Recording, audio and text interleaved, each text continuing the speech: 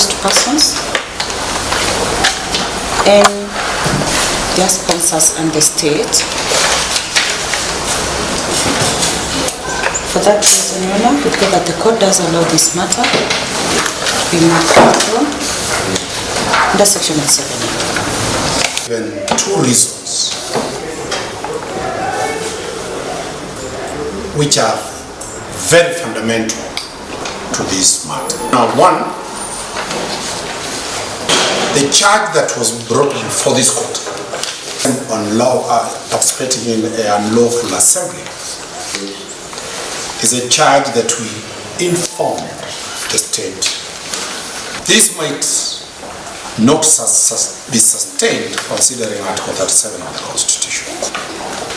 The right to citizens on street and picket.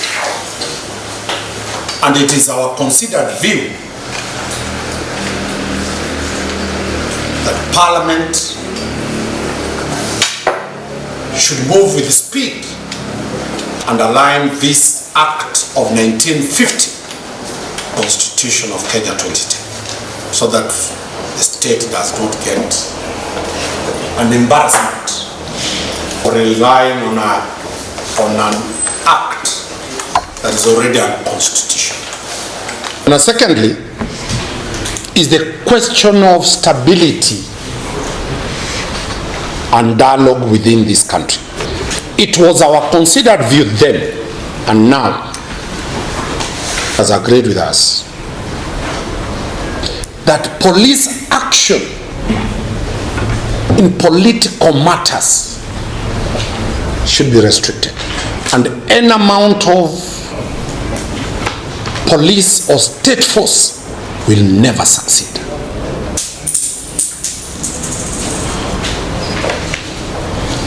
This matter was concluded yesterday politically. It has come before a total independent organ called the judiciary. It was not even supposed to be entertaining such matters because they are political. Your Honor, as on behalf of the 6 accused persons, 4 of them were members of Parliament, holding serious positions of responsibility in government. P.O. and I, minority leader in the National Assembly. The second accused person, Your Honor, Senator Stewart Mazayo, is the minority leader in the Senate, National Senate, and also an extinguished judge, retired, of the High Court of Kenya. Are members of Parliament of the National Assembly. We are urging the states to be a bit tolerant. At the time they start the process, avoid the type of embarrassment that we are facing now. Heavy resources have been spent. Track, arrest, arraign, which were necessary. Feeling that's why I've decided to give this, it goes on record that the state should learn to be a bit tolerant on political questions and how they handle the leaders of government. Opposition or government, all of them are part of government because they are elected. Third, Your Honor, is we want to thank the judiciary tremendously and granting our clients cash bail that is reasonable, without imposing the unnecessary conditions that the state prayed to be imposed on our clients. It was through the principle of constitutionalism and the respect for the rule of law. Your Honor, on behalf of my clients,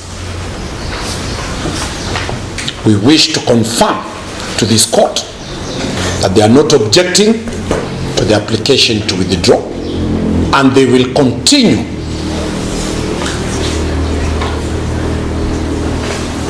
to dialogue for the sake of this country. They are citizens and they value the peace and stability this country needs very urgently. The Office of the Director of Public Prosecution, for having looked at the bigger picture of this matter, that the continuance of this matter could still escalate the tension in this country, which nobody will benefit. Every citizen will be affected by the continuance of the tension that was there. The Office of the Director of Public Prosecution, for being considerate and having read properly Article 157.11 and breathed live to Article 157.11 of the Constitution that gives the DPP the power to stop any form of prosecution that is not in the public interest, looks manifestly an abuse of the criminal justice system. And the custodian of that is the DPP. He's come before you pursuant to Article 157.8 that with your leave this matter be withdrawn. And that is why we are commending the DPP heavily, and we hope this will be replicated in similar matters. Tomorrow at Kibera, where I'll be appearing for over 200 protesters, Jambu Court, Magistrates Court, in Kibera and in Makadara Court, for the sake of this country. Your Honor, may you grant the prosecution's prayer, and if the court agrees with us, we shall be seeking that the cash bail deposited in court be returned to those who deposited that cash bail. 2, fingerprints taken for 1, I think 1 or 2 or 3 of the suspects be expunged from the registry, the fingerprint registry, as a good gesture for this country to move forward. And I hereby allow that application. The accused persons are discharged under Section 87A of the CPC. Cash bail to be refunded to the depositors. That's the order, sir. Yep. Thank you. The instructions as in criminal case number 48. That you now wish to withdraw this matter under Section 7A. Yes. And to create an enabling environment for the state and the parties involved to consider this foremost and dialogue among the parties.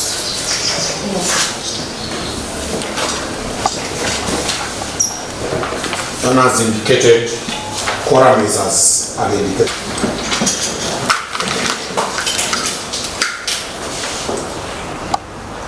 Drawn under Section 87A, key persons are discharged. If there was any cash bill paid, refunded to the depositors. Thank you very much.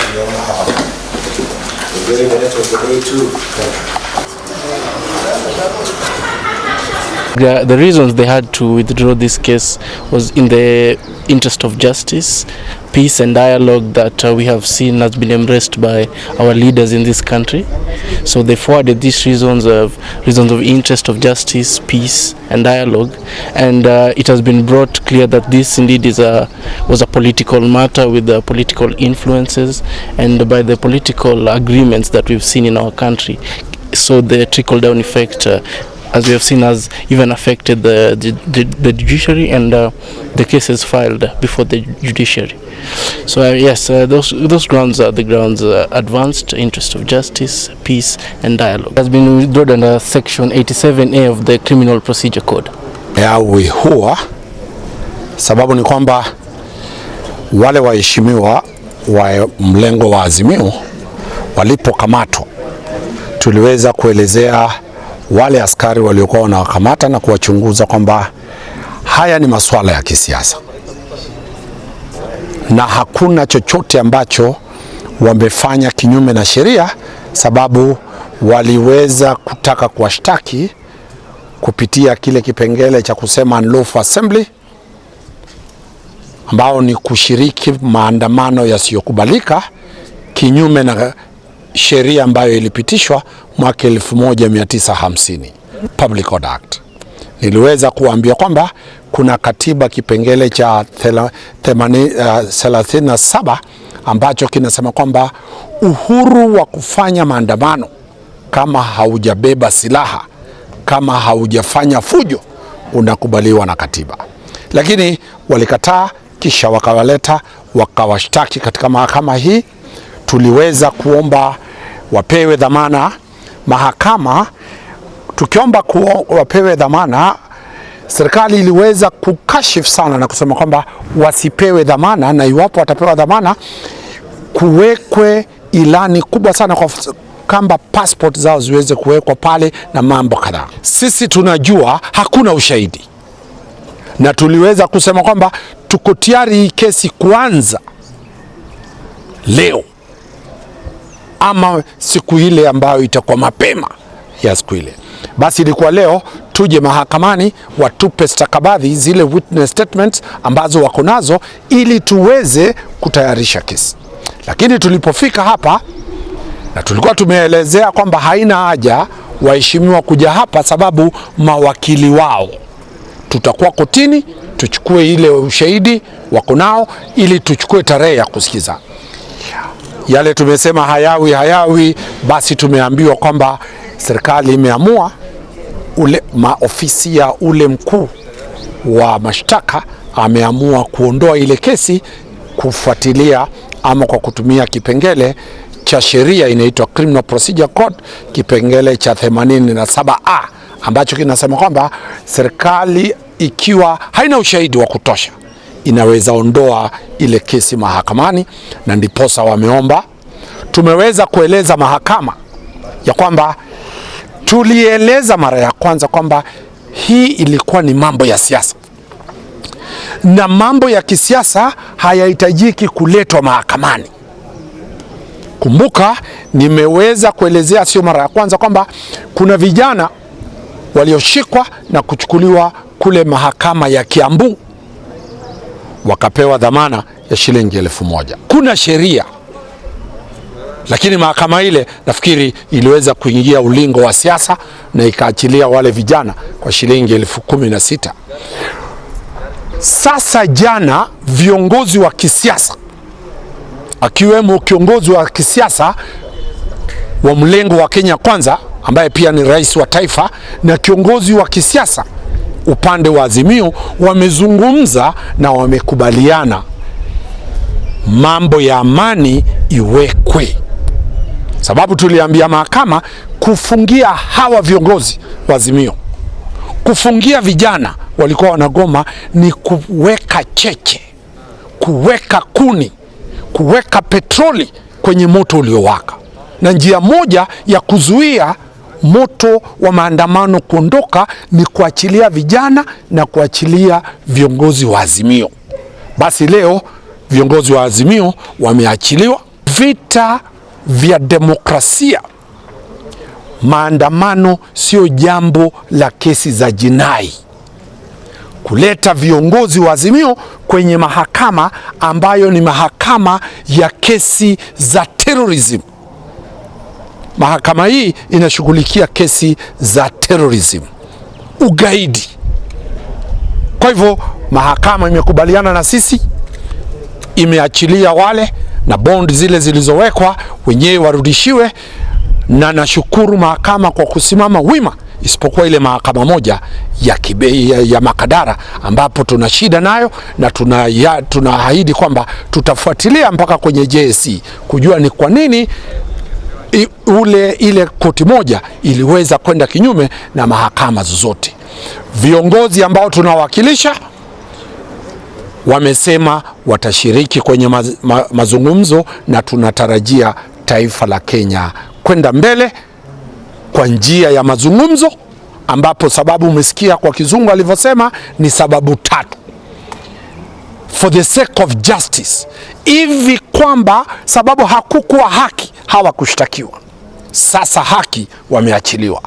For the sake of peace, ili kuleta uwiano na amani katika taifa la Kenya, lazima viongozi hawa wangeachiliwa ndio amani iweze kuendelewa. Na mwisho, ili kuleta peace katika taifa la Kenya, basi mahakama, yule kiongozi wa upinzani, kiongozi wa mashtaka ameweka ombi kwamba ile kesi ziachiliwe. Sisi kama mawakili wa washtakiwa tunafurahi na tuna imani kwamba tutazidi kushughulikia yeyote. Kwa hivyo ni lazima tuanze kuangalia ni vipi tunaweza kutumia njia iliyo si ya kimabavu, njia ya heshima kuwashtaki wale viongozi wa taifa la Kenya. Unakuja tushamaliza.